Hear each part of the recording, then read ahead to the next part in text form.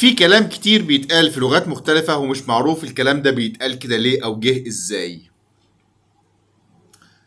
من ضمن الحاجات اللي بتتقال كتير جدا كلمة كافيتيريا. كافيتيريا طبعا بتتقال كتير، معروف معنى الكافيتيريا. وبالمناسبة كلمة كافيتيريا هي أصلا مش إنجلش، هي بتتقال في الإنجليش في الأمريكان، لكن بالبريتش إنجلش ستاندر هي كلمة كانتين.